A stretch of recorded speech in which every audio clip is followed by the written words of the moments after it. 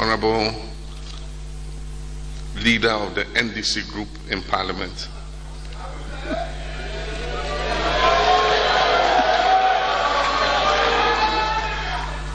our parliamentary colleagues, party colleagues, my wife, Lodina.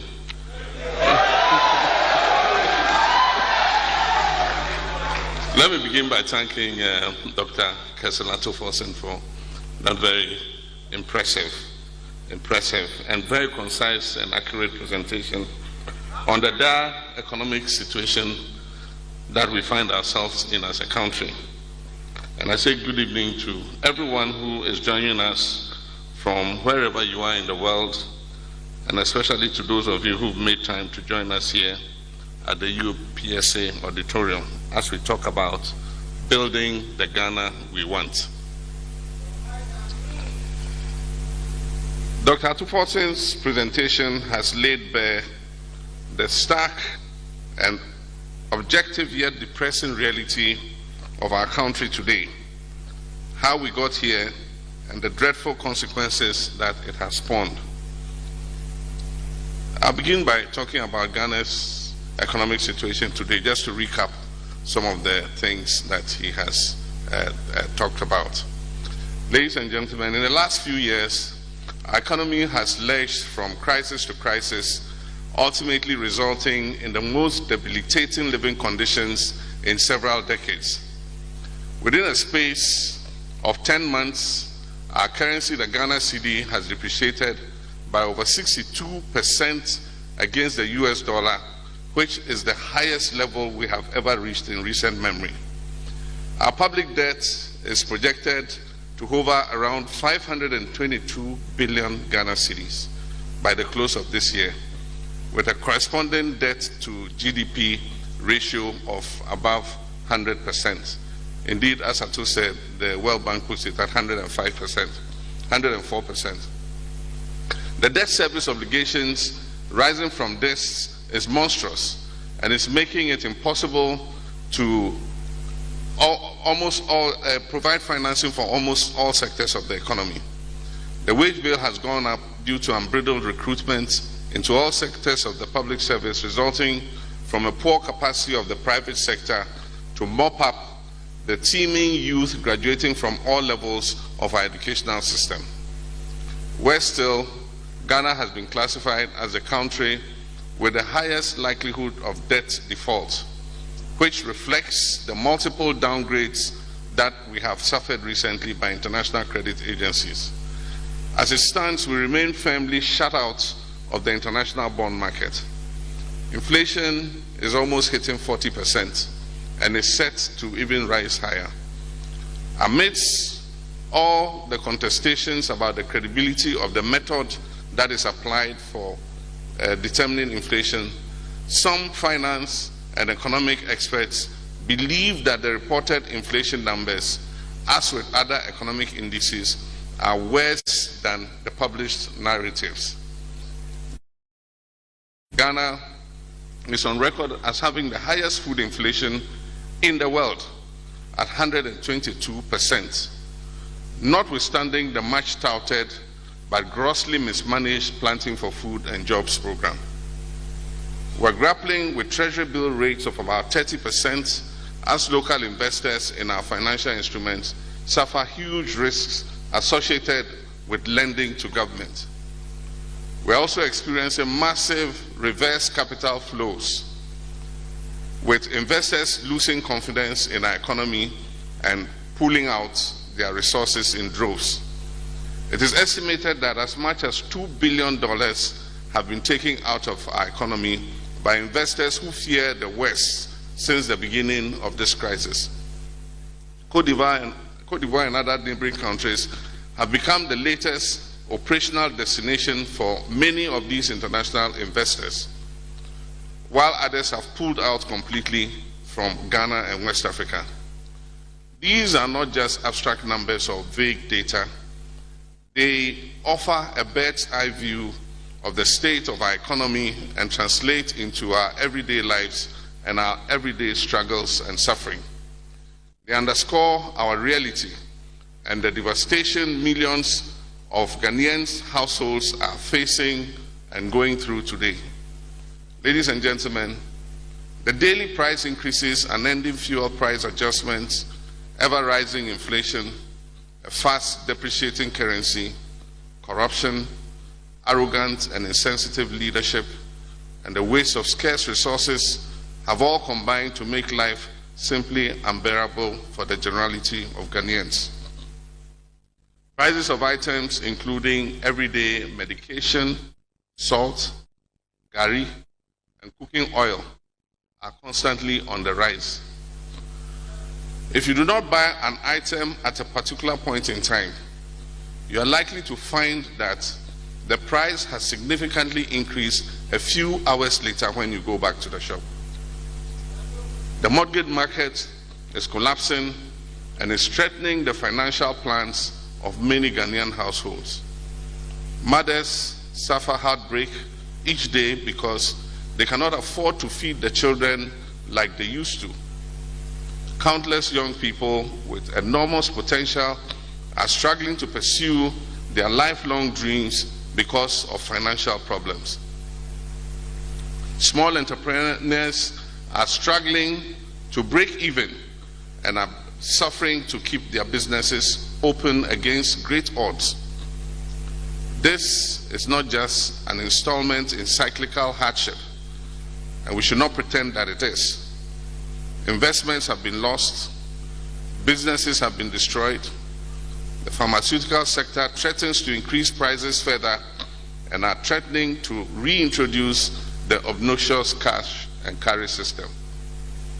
People have been struck by sickness and are unable to seek medical attention due to prohibitive costs, and regrettably some of them have paid the ultimate price.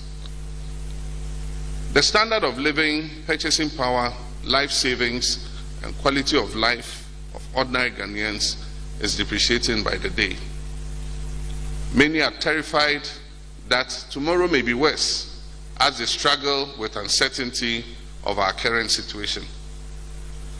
The signs of this crisis have been there since 2018, when alarming increases in our public debt levels and huge expenditure overruns became apparent. The NDC did not keep quiet.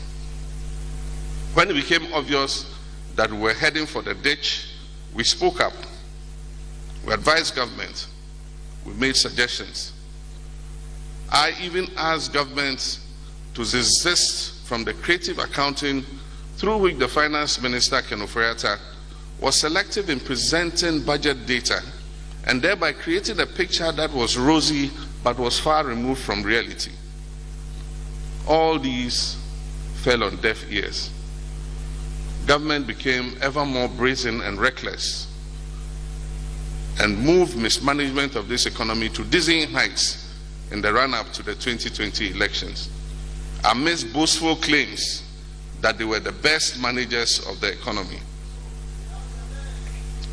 Immediately after the elections, it became clear that we had been thrown into a bottomless pit of debt round our necks, staggering budget deficits, and a rapidly deteriorating fiscal position. The looming disaster at the time required an urgent response. And even as the crisis deepened, earlier this year, we in NDC besieged government with many prescriptions, which are articulated in the Ghana at the Crossroads speech in May this year. And I urge government to seek multilateral assistance urgently. Among others, I also called on President Akufo-Addo to expeditiously convene a national dialogue on the economy, at which the best and brightest minds of our nation would be brought together to huddle and formulate a robust response to the challenges confronting us. I guess that is too late now. I re-echo demands by Ghanaians that the finance minister and the chair of the economic management team, who have been primarily responsible for this economic catastrophe, should be relieved of their positions to breed confidence among stakeholders and offer the economy a new lease of life.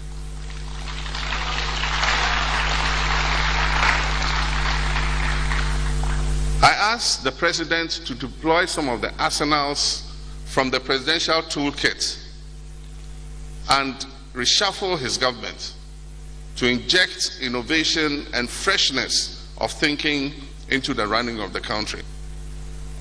I also asked that the President address the nation to inform the public about the specific steps that he was intending to take to turn the condition around.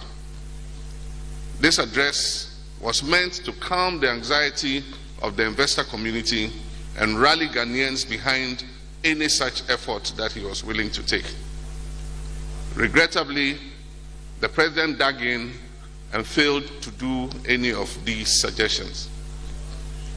Let me note that since this event was advertised last weekend, I have been made aware that the President intends to address the nation sometime over this weekend. It is my prayer that his words would strike the right chords in the hearts of Ghanaians. Since my speech in May, the situation has spiraled out of control and the effects have been calamitous for all of us. There is a temptation to say, "I told you so," and that temptation is very strong. But we do not believe that this is the time for vainglorious pursuit of vindication, and neither is there room for gloating over the current predicament.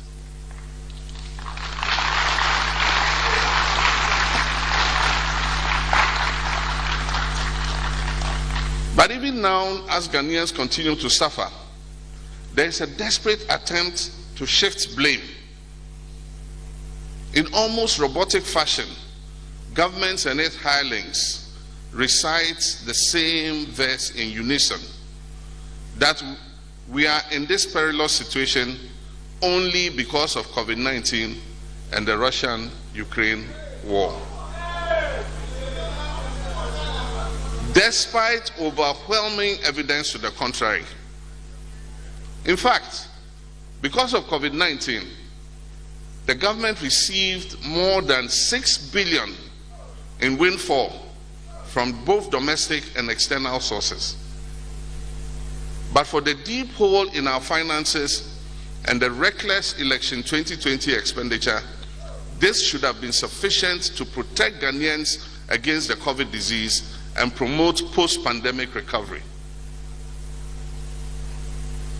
There has been a desperate attempt at political equalization by propagandists and supporters of this government, claiming that all political parties are the same, subtly suggesting and attempting to create the impression that no other person could have done better in these circumstances, or that all political parties in Ghana cannot be differentiated ideologically.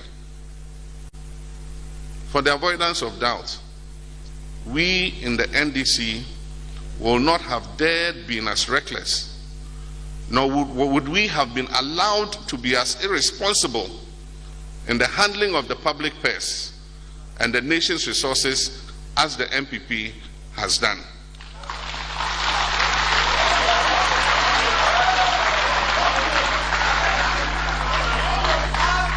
We would not have been as reckless, and even society would never have allowed us to do some of the things that they have done.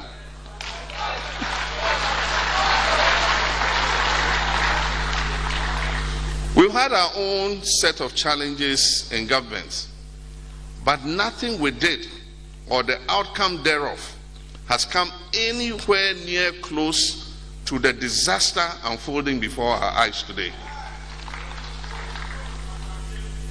To be clear, we're in this mess because an untouchable finance minister, relying on his data bank workers and neglecting the advice of seasoned experts at the finance ministry, has been left to run this economy into the ground.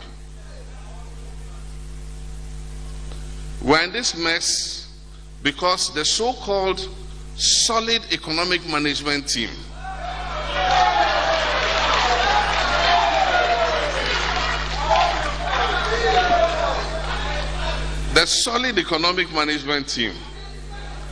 over the last several years has been unable to call the president's cousin to order when he embarked on a reckless borrowing spree, when he embarked on indiscriminate closure of indigenous banks and financial institutions, and when he embarked on creative economic presentation of statistics to make our situation look rosier than the reality. We're in this mess because we have a president who fails to take responsibility and has instead left the nation on autopilot in the hands of bungling ministers who he describes as excellent. Last December, the president is on record as having said, "The present economic mess is not my fault."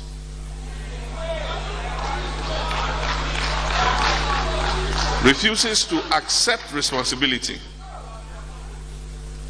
For emphasis, the biggest blame for the current tragic situation in which we find ourselves lies with the very people charged with managing the country, and not with the pandemic, not with any war in any country, as has been unprofessionally posited. And Ghana has been treated as an experimental playground or a family heirloom. And I regret to say this was all avoidable. Things could have been different, and I've remained very convinced that they could have been different. Ladies and gentlemen, I want to restate what I have said over the years. We are ever ready and willing to share pragmatic steps that will help put our nation back on track.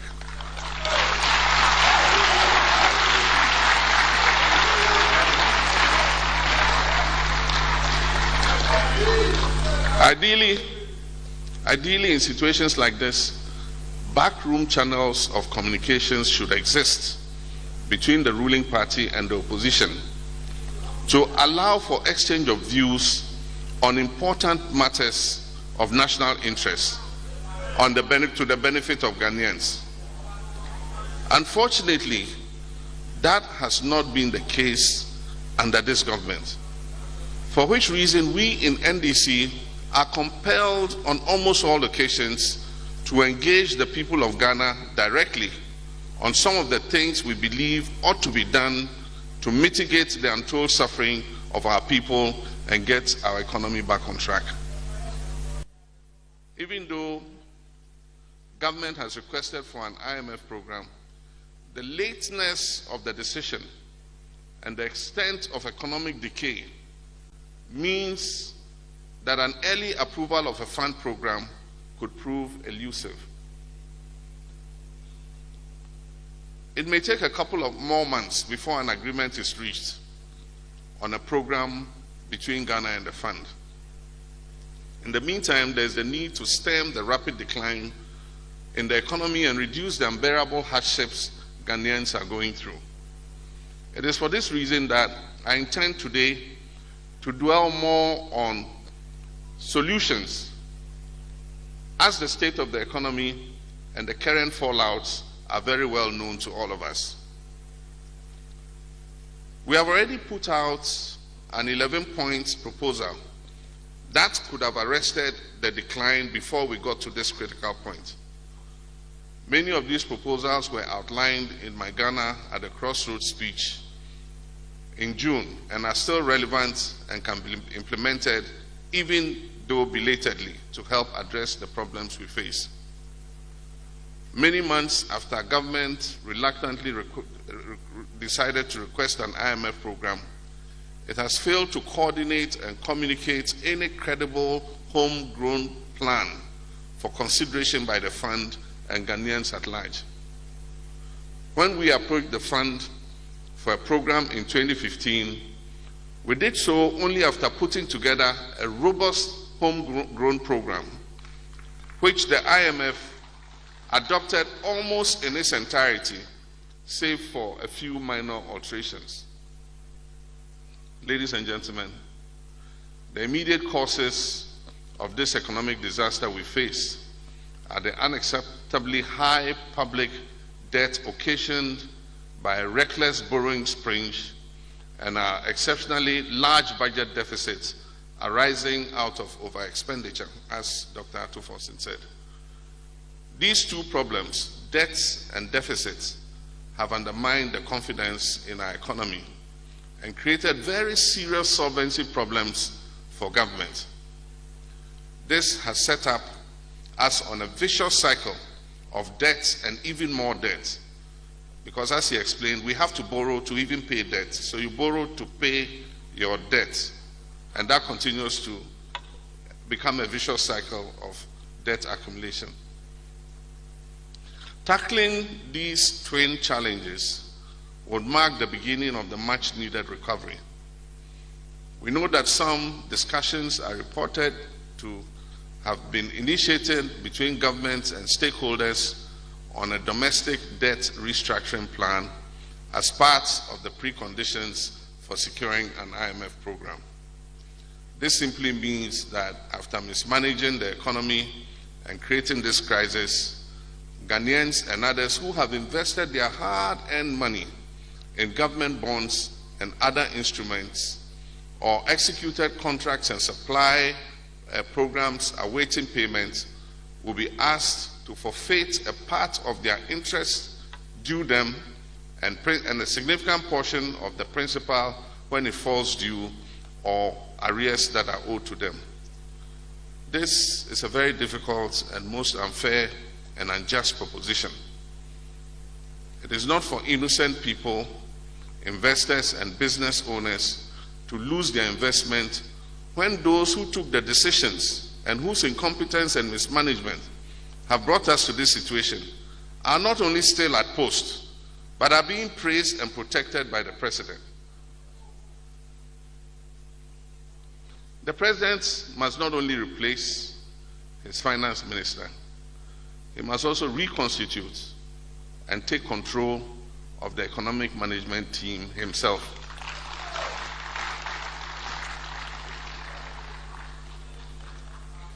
I've noted the recent draft motion of censure by the minority against the Minister of Finance and the recent rebellion of the G95, group of 95 majority members calling for the removal of the minister. I've also noted the statement by the majority leader, I think only yesterday, of a so-called compromise reached that the minister will leave after he has completed the budget and the IMF negotiations. I think this is untenable. Budget preparation and IMF negotiations are the results of teamwork. They are not the work of one individual. I fail to see how the absence of the minister will affect the preparation of the budget and the negotiations with the International Monetary Fund. There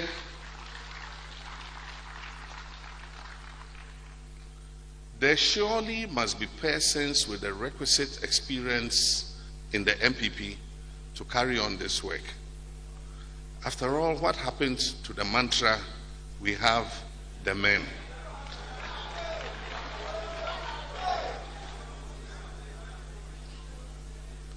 For us in the NDC, our position on debt restructuring is that any debt restructuring must not put the absolute burden on only domestic creditors.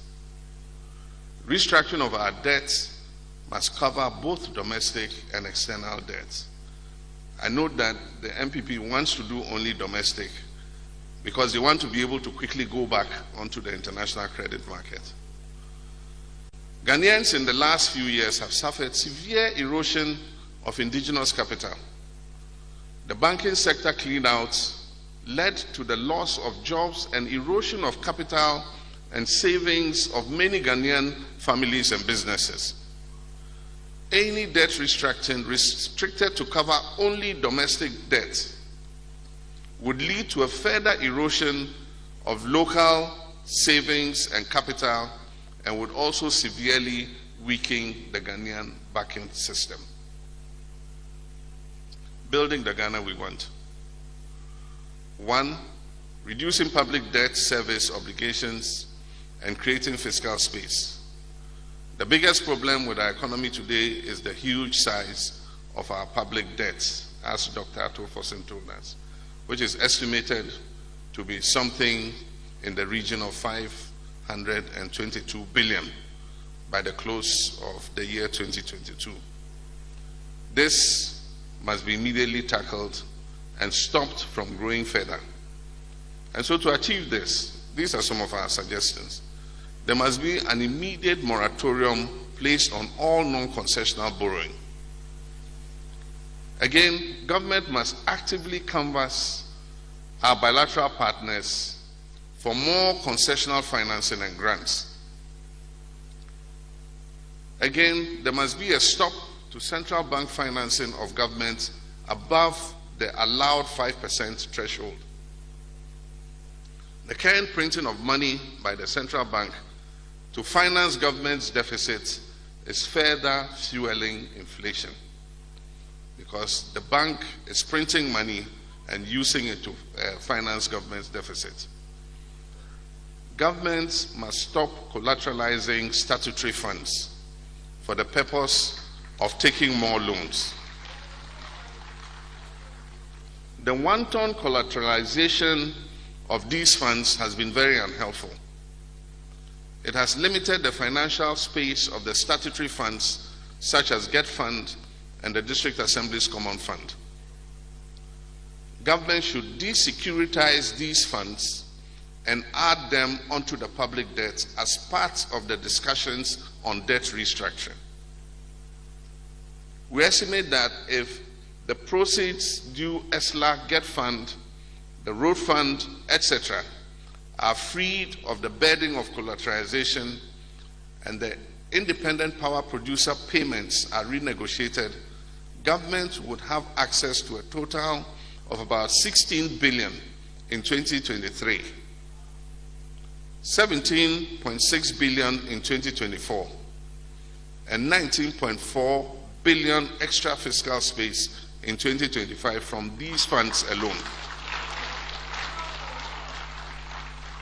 This would significantly ease the cash crunch, which has crippled many sectors, resulting in government's inability to meet such basic obligations as supplying food to secondary schools and providing textbooks for basic schools. Expenditure items for consideration is what I spoke about in terms of removing the collateralization of the funds. And so if government does this, it will make, additional financing available. Ladies and gentlemen, we will make further suggestions. There are many other suggestions that we will have to give government, and we're doing this in order that they can use it to improve our current situation.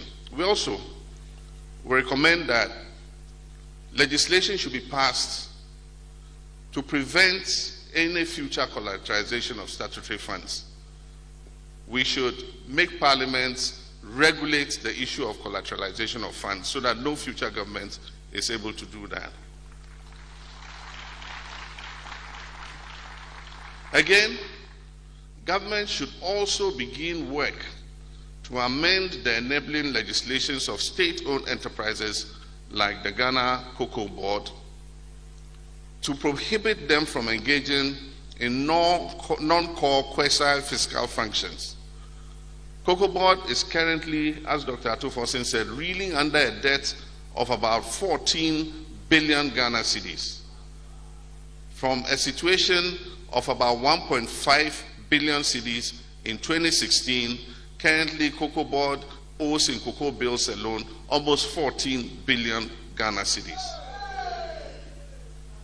And this has made Cocoa Board severely distressed and is putting additional strength on government finances. No wonder, and this is an aside, no wonder cocoa farmers are not getting the incentives they should get. Their prices for their products are not being increased in a timely manner. And so it's becoming unprofitable to continue to maintain their farms. And so they're selling the farms to Galamsey operators. The astronomical debt has crippled Cocoa Board and made it impossible for them to pay bills due to license buying companies and their suppliers. And so today, farmers are selling their cocoa to license buying agencies, and they don't have the money to pay the farmers for the cocoa. This debt overhang has affected the produce buying company, which is currently unable to pay the salaries of its workers. Indeed, similar liabilities within other state-owned enterprises amount to a staggering almost 30 billion Ghana cedis, and is impacting the entire public debt. Ladies and gentlemen, one of the biggest sources of suffering and difficulty for Ghanaians today is the cost of fuel, which has skyrocketed to the highest levels in our history due to the rapidly falling cedi and its effect on everything else on the market. Something needs to be done. Ghana is making huge windfall from the sale of crude oil, royalties, taxes, payments, surface rentals, and others. Section 41 of the 2022 semi-annual PIAC report confirms that an amount of $731 million was realized from Ghana's oil resources in the first half of 2022 alone. And as an aside, while petroleum prices are increasing because we're importing finished products, we are having an increased revenue from oil because the prices on the international market have gone up. Unfortunately, we cannot leverage it because our production has fallen. I'll come back to that later. So this amount of over 700 million is equivalent to about 8.7 billion Ghana cedis and surpasses the total projected petroleum revenues expected for the whole of the 2022 financial year, which was estimated about some 6.6 billion cedis. So we've achieved more revenue from our oil sector than we anticipated in the budget. And if you check the budget statement, that's on paragraph 253 of the 2022 budget statement, presented in Parliament in November last year. The government can therefore apply some of this huge windfall that is being received from the increase in oil prices to cushion the other side of the equation in terms of price of petroleum products, in order that we can cushion consumers. And in addition, other revenue handles have witnessed significant positive outturns. Let me give, for instance, another example. The 2022 fiscal data report from the Ministry of Finance reveals that for the first 2 quarters of the year, the Price Stabilization and Recovery Levy, that is the PSRL, alone has accrued over 708 million as compared to the projected target of 269.3 million, which is almost 200% above the revenue target. The government can therefore apply this Price Stabilization Recovery Levy to the intended purpose of cushioning the price of petroleum products at this time. Cutting costs, reducing waste, and spending wisely.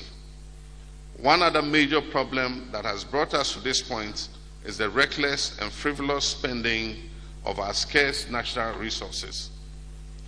A fundamental principle in economic management is fiscal discipline in times of crisis. It is simply not possible to live beyond our means and avoid the kind of economic turnout that we currently find ourselves in today. Rampant over-expenditure is reflected in the extraordinary large budget deficits of the last 2 years, which is set to persist for a third straight year if urgent cost-cutting measures are not taken. As noted again by Dr. Forson in his presentation, government will have to cut expenditure by up to 4% of GDP to create the fiscal space desired to get out of this economic crisis. Now note this, the minister in his media budget statement announced a 30% cut in expenditure across board. It appears that this cut is not working, as government expenditure in the first half of the year appears to have significantly exceeded the budget. The minister, rather than a vague reference to percentage cuts, must be specific in what areas these expenditures are to be cut. This will give a clearer picture of the expenditure reduction and how much will be saved from that directive.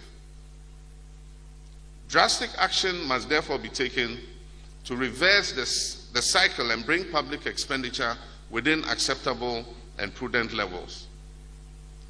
Let me propose some measures on how government can cut costs.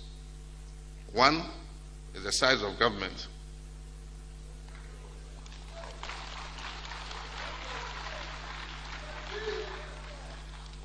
A big contributor to the excessive public expenditure is the sheer size of government. President Akufo-Addo has been particularly irresponsible in keeping a needlessly large government.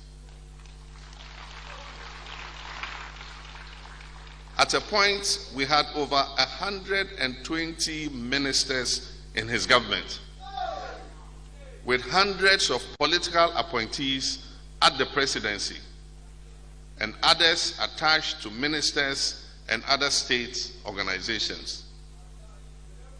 While the president has currently cut down this number, the number of ministers has reduced in his second term, there's still room for a further reduction, including merging some ministries to reduce expenditure and cut down the ministers in government to a figure below 65.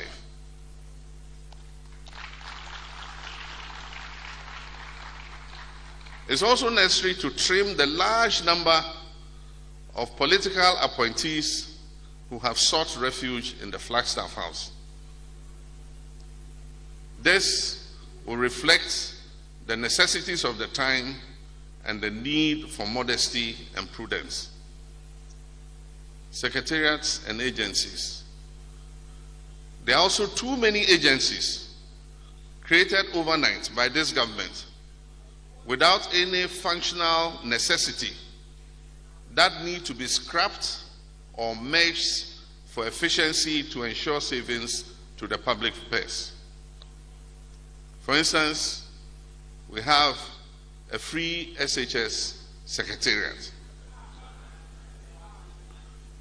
Meanwhile, the Ghana Education Service has adequate capacity to handle the implementation of the free SHS policy without the wasteful existence of another secretariat.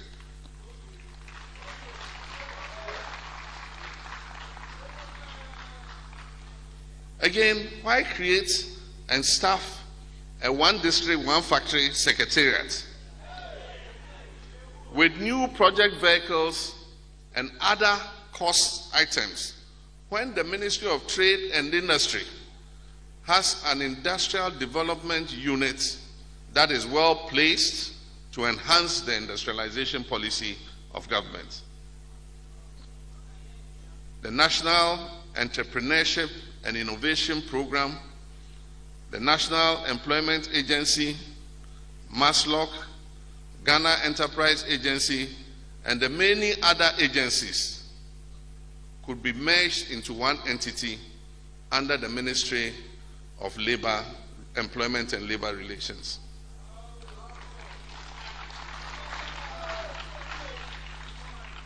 because they all have similar overlapping functions which the ministry is mandated to undertake. The so-called Special Development Initiative Secretariat and the accompanying development authorities, Coastal Development Authority, Middle Belt Development Authority, Northern Development Authority,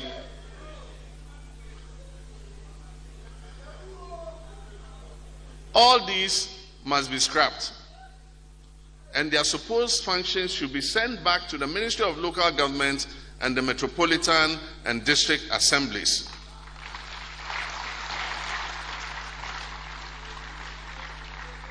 And be sent back to the Metropolitan and District Assemblies, whose work they have usurped only for sloganeering purposes. Local level infrastructure, development of local level infrastructure has always been under the purview of district assemblies.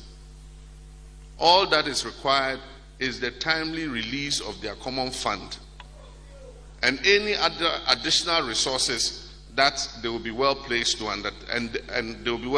undertake their responsibilities effectively. The functionaries are already in the districts. They already know their functions, which includes taking care of poor people and persons with disability. Mr. President, just give them their funds to develop our communities.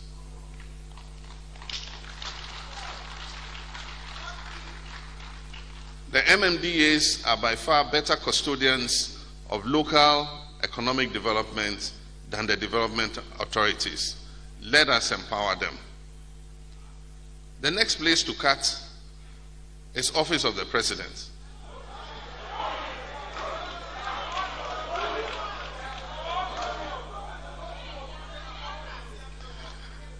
The budget of the Office of the President has ballooned over the last 6 years from a little over 700 million Ghana cedis to 3.1 billion Ghana cedis in 2022.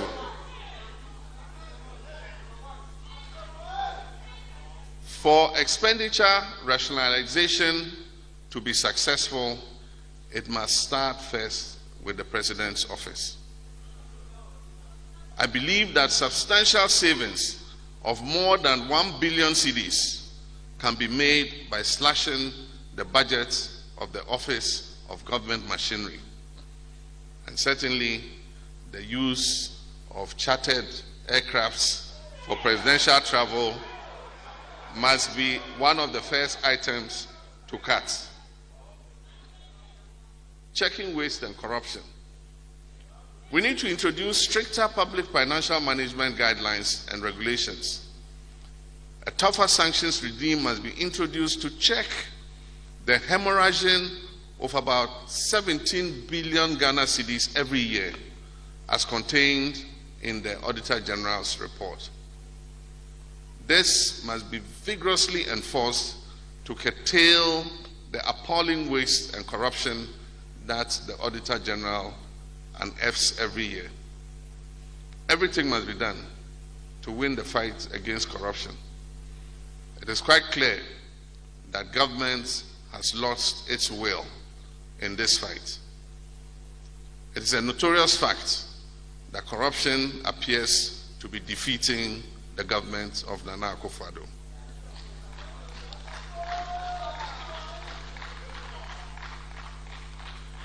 Indeed, it is fair to say that there really has been no real fight put up against corruption under the Akufo-Addo administration. The graft and misapplication of public funds by government appointees calls for radical action and not shielding of these perpetrators, as we have sadly witnessed in the last few years. The next is suspension of non-essential projects. All non-essential projects, such as the 116 million euro new Accra International Conference Center and the construction of new embassy buildings for new missions abroad must be suspended for now. The public funding of the National Cathedral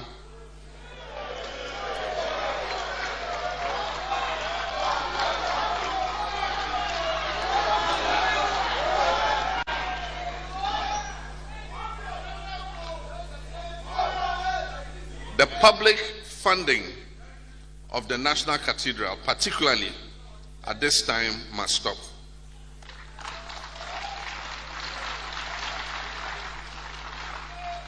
Being a Christian myself and deeply appreciative of the centrality of God in national affairs,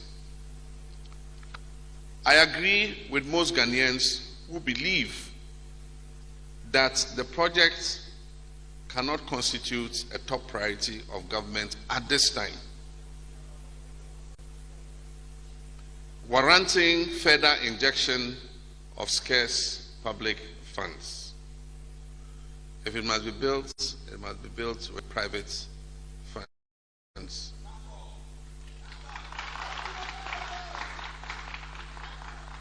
Because of the non-transparency of the processes of procurement associated with the National Cathedral project, I believe that the project should be subjected to a value for money audit in order to open the way for believers who wish to contribute to its construction to do so.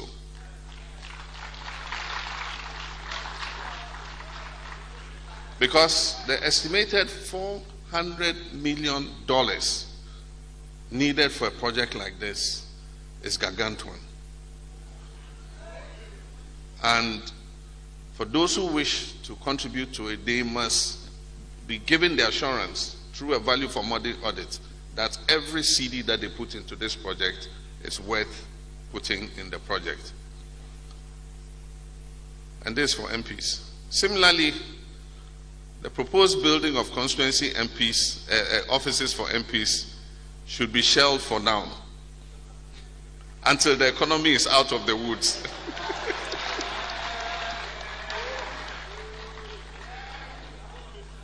I suggest that in the interim, office space can be found within the district assembly offices or other government buildings for the purpose of MPs' offices for the meantime, until the economy can support, separate offices, decent offices for them.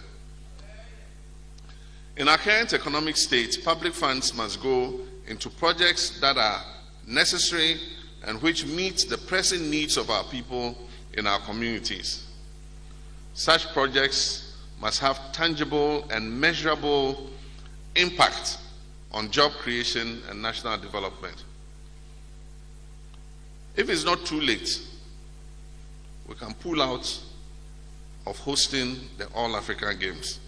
If it's not too late, as it would severely stretch our already precarious finances by hundreds of millions of cedis.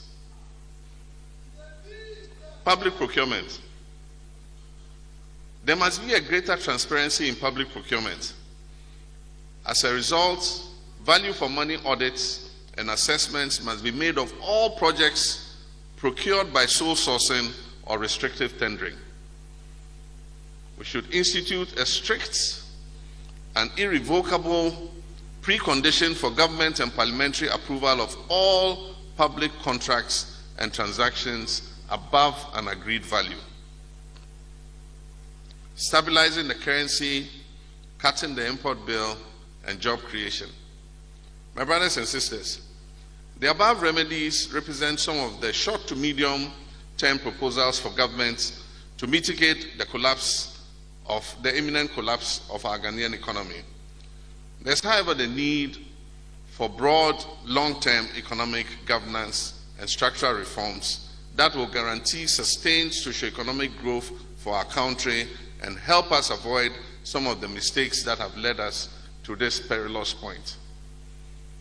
Our governance structure and institutions are in urgent need of reforms to make them more responsive and in tune with the aspirations and hopes of the Ghanaian people.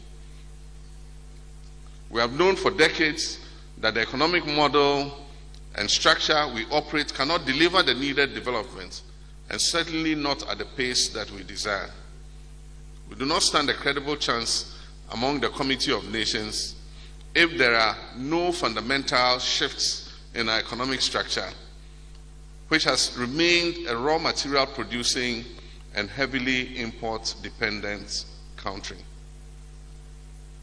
Revisit Operation Feed Yourself.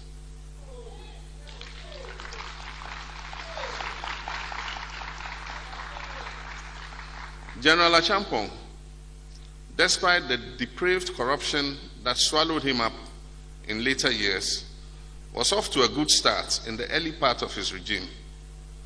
The Operation Feed Yourself and Operation Feed Your Industries programs yielded massive results during the period from 1972 through to 1976. Another student of Nkrumah and an ardent supporter of General Achampong was a man called Daniel Augustus Latte, simply known as Dan Latte, of blessed memory. He formed the GCPP in his attempt to run for president. The central plank of the economic policy of his party, GCPP, was domestication. He was unable to articulate the vision as eloquently as one would have wished. But the chickens have come home to roost. And today we are faced with the effects of neglect of the diagnosis that was made years ago about the structure of our economy. We do enormous damage to our currency, the cedi, and our economy when we spend billions of dollars on the importation of rice, sugar, tomato products, frozen fish, poultry, meat products, and vegetable cooking oils. And yet we have the potential, more than the potential, to produce many of these products here ourselves and even export. It is estimated that foreign exchange outlay for importation of food products for which we have a comparative advantage to produce locally amounts to some $3 billion every year. Every year we spend over almost $3 billion importing the things that we can produce: rice, chicken, oil, tomato, fish. It is said that out of adversity comes opportunity. Restriction of importation of some of these products, side by side with increased local production, is a realistic proposition that we need to begin to consider at this time. There must be prioritization and strategic investment in private, large-scale commercial production of these commodities that I have mentioned.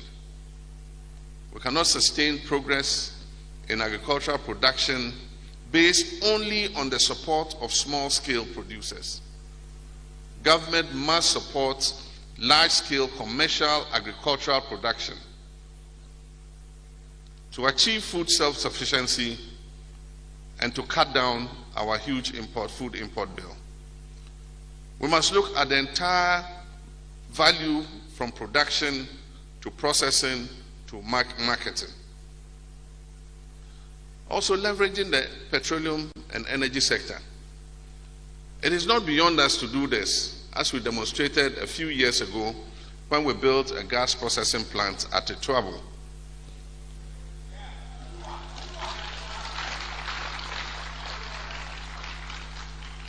The construction of the Ituabo gas processing plant has led to a 61% reduction in the importation of light crude oil, which we were using to fire our thermal plants. And it has resulted in an annual savings of about $300 million every year.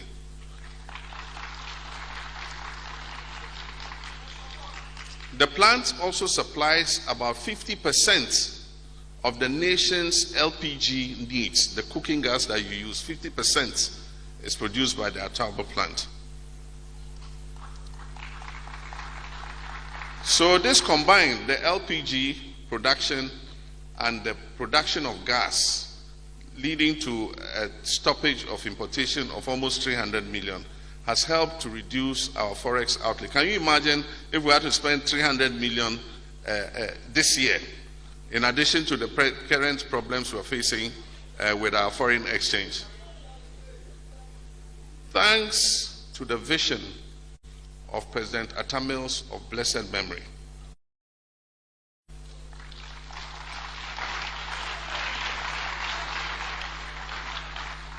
we would have been in a far worse situation at this time if this plant had not been built.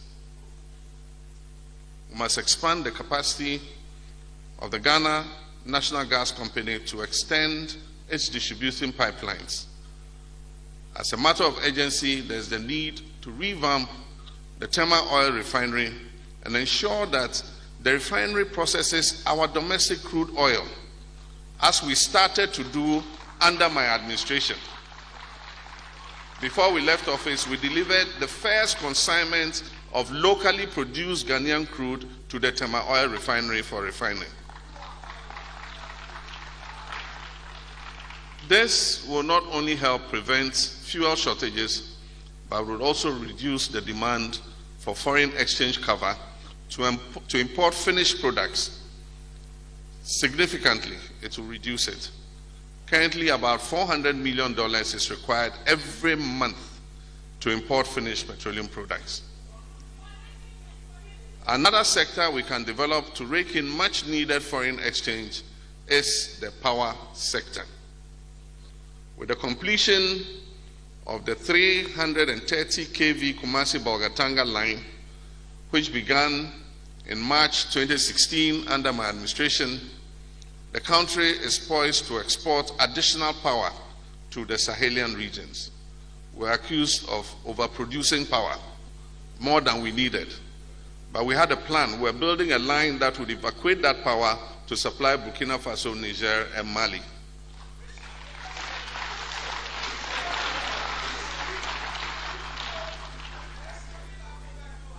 I would encourage the government to work urgently to deploy the Ameri and other plants to enable the nation to export more power for the more needed foreign exchange revenue. It is regrettable that in the last 6 years, government has been unable to bring any new oil or gas prospect into production. For the last 6 years, not one single oil well has come into production.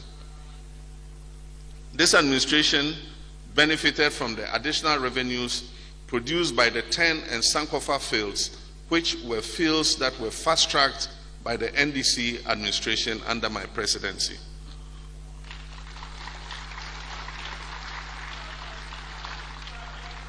Unfortunately, under this president, we have seen ExxonMobil exit our oil industry. We have also seen a stalling of work on the popular Akka field. Unnecessary litigation has stalled bringing on stream extra oil and gas from the ENI prospects and has led, as I speak, to the withdrawal of all expatriate ENI staff from Ghana to Cote d'Ivoire. The President must take direct interest in reversing these unfortunate developments in the oil and gas sector, because that sector has the potential to bring in additional foreign revenue, foreign exchange.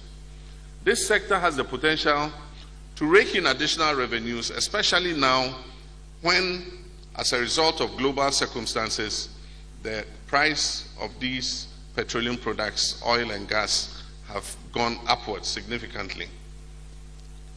Governments must build on the experience and leverage the comparative edge we have as a peaceful country with highly skilled human resources to make Ghana a major hub for energy exports. Considering the wide expectation of an energy crisis in West Africa in the near future, a strategic partnership with the private sector can rake in much needed forex through export of energy. This new and additional forex will offer the Bank of Ghana critical reserves and can also finance the manufacturing sector for further job creation. We must do whatever it takes to add value to our exports through primary, secondary, and tertiary processing. We must add value to our cocoa by increasing domestic cocoa processing, refining our gold before export, and pursuing the dream of an integrated bauxite and aluminium industry. Valco and many other strategic industries that can serve as extra pillars of our economy must be brought on stream. In the last NDC administration, we made modest efforts towards extending assistance to local investors for increased production of poultry, rice, tomato, cooking oil, and pharmaceuticals. We constructed a new sugar processing plant at Komenda in the central region and began discussions with another private sector investor about the establishment of another sugar processing plant in Savlugu in the northern region. We encouraged the produce buying company to build a share processing plant at Buipe, which created many direct and indirect jobs. Unfortunately, as I speak, this factory has been mismanaged and is currently shut down. We procured a strategic partner to partner with Cocoa Board to establish a jute sack production facility here in Ghana. The project was meant to eliminate our importation of jute sacks, produce enough sacks for use by Cocoa Board and for exports to the landlocked countries. Unfortunately, projects like that have also stalled since the advent of the Akufo-Addo administration. A resurrection of all these projects and ideas will not only create jobs for our young people and other able Ghanaians, but it will in the medium term help Ghana attain and consolidate our status as a middle-income country.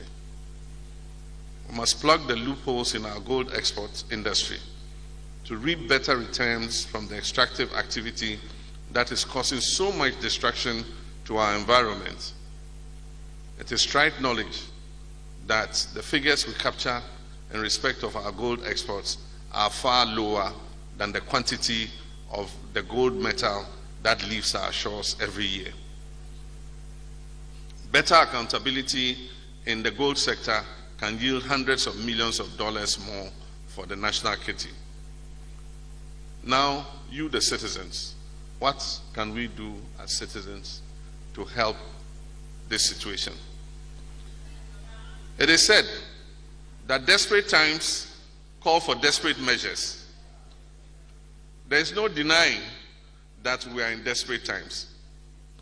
While responsibility for the difficulties we face lies squarely with the Nana-Addo administration,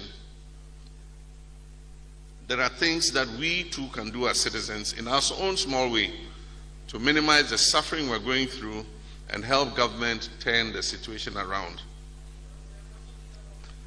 A good way to start will be to regulate and minimize our expenditure by sticking to only the things we really need. This is trite economic knowledge.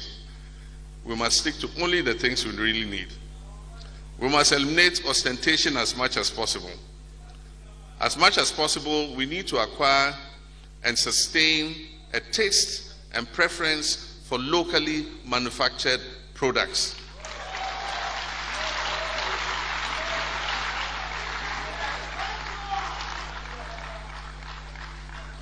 If we must buy consumables or food products, let us consciously look for that rice or chicken that was produced locally, so that it doesn't become necessary for us to have to spend millions of dollars to import those same items.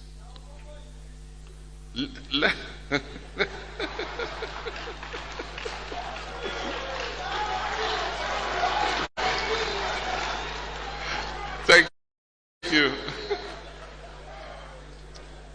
let us consciously eat more of our local foods, like yam, local grains like maize, rice, our local rice,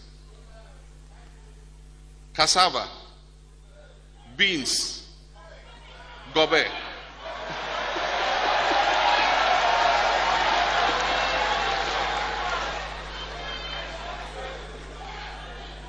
Those of you of the gobe eaters,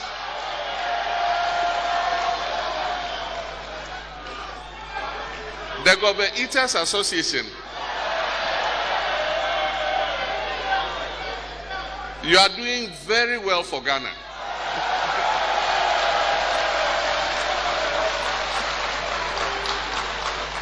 Because you are saving Ghana very important critical foreign exchange. Aside from the sugar, those who are also eating the Cocoa Eaters Association, Koshe and cocoa, apart from the sugar, you're also doing Ghana a good service.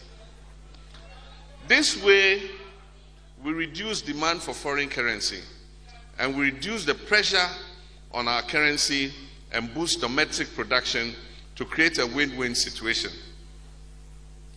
We should cut down on non-essential foreign travel and cut down on foreign and domestic travel, and also cut down expensive foreign products that we purchase for our homes. If there ever was a time for us to be thrifty, this is it. Because even after an IMF program has been agreed, the austerity of the next few years is going to be very severe, as Dr. Forsen rightly said.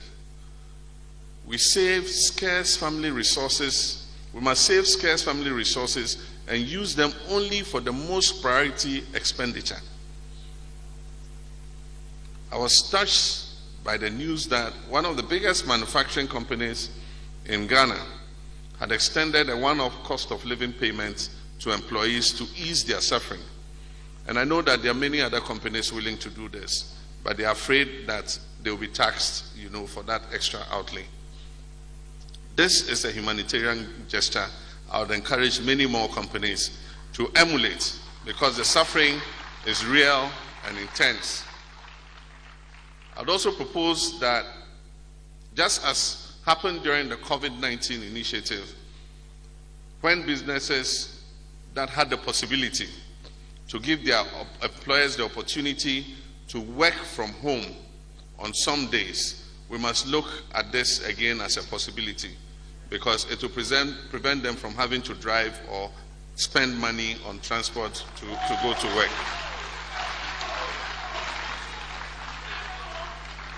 So these are all suggestions that we can consider. There are many things that we can do to claw back control of our economy and resolve the cyclical busts and booms we have suffered all these decades.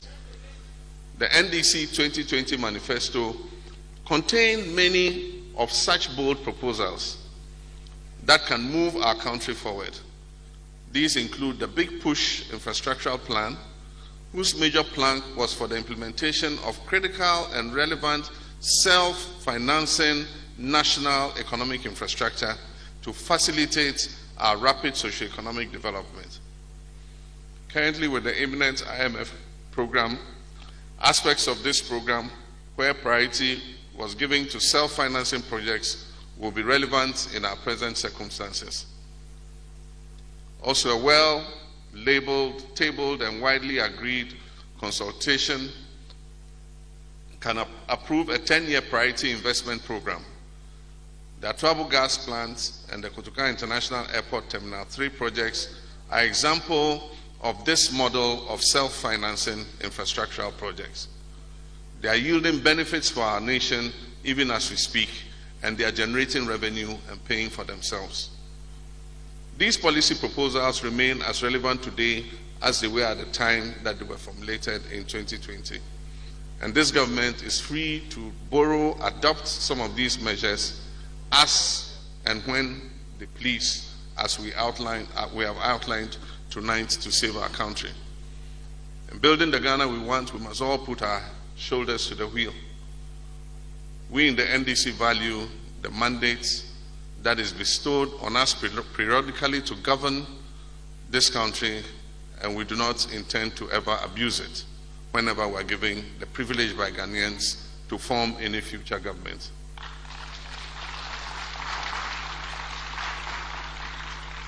In the interim, we'll continue to play our role as a viable and responsible opposition party that keeps government in check and holds them accountable to the people.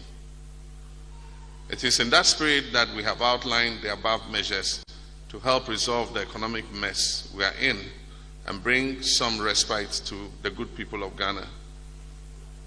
We are in a crisis, and this is not a time for arrogant and insulting posturing.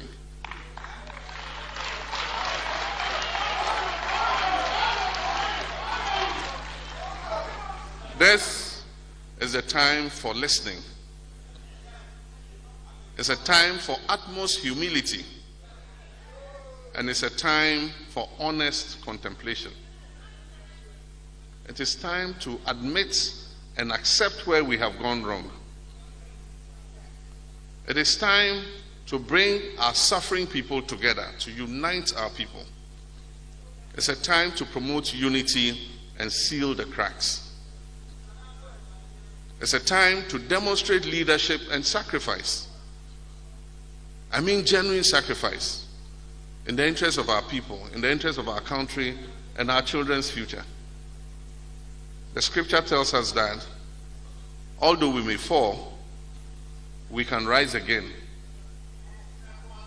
It is, however, imperative that government accepts publicly with a contrite heart that they have gone wrong and earnestly seek workable solutions from everybody without regards to partisanship or ethnicity. Our very lives as people are at stake. We must boldly, even if for the first time, discard the arrogance of power and don the cloak of humility and come together to confront our reality and face our truth, accept our faults, and act in unison. We must not throw up our hands in despair, no matter how uncomfortable we may feel about confronting the truth. We owe it a duty to our people to look at what brought us to this point. To the people of Ghana, I say the NDC and I fully understand and appreciate how serious today's situation is. This is because we are part of the Ghanaian community. We live together, we feel the suffering together. We know mothers and fathers are worried about the future of their children. Families with mortgages are deeply troubled and contemplating the future of their homes and their children's education. Just as families who must pay rents in due course are wondering where the next rent advance is going to come through. We know farmers and elders of our community are struggling to survive. We know businessmen and women are mostly running at a loss, with only a few barely able to make ends meet.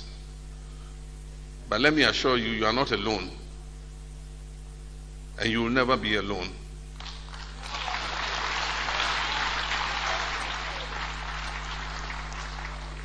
Together we can save Ghana and build the Ghana we want. Regardless of how bad the situation is right now, I still have hope that we can turn things around. Wholeheartedly, I believe in the resilience of our people and the lengths we can go to secure a prosperous future for our families. I've had the privilege to work with some of the most brilliant Ghanaians and I've personally seen how dedicated they are to our country and its future. My brothers and sisters, throughout our history, Ghana's darkest days have always been followed by its finest hours.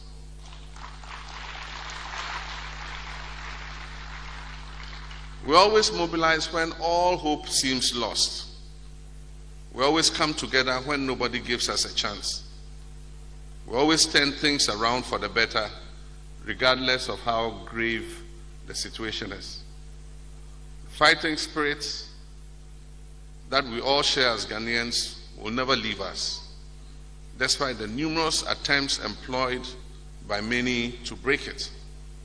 This is our land. This is our destiny.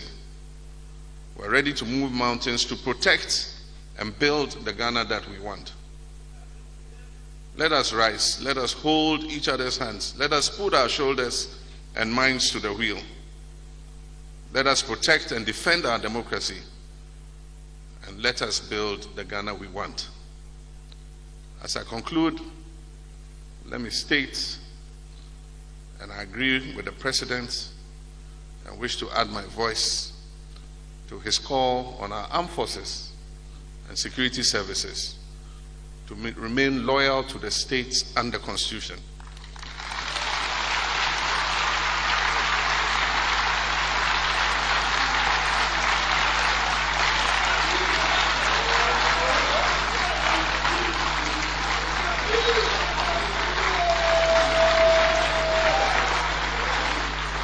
The current economic circumstances, though dire, do not give excuse for any acts that are unconstitutional. Working together as one people and using the levers of our Ghanaian constitution, we can turn the situation around. I thank you for your kind attention, and may God bless our homeland, Ghana. Thank you.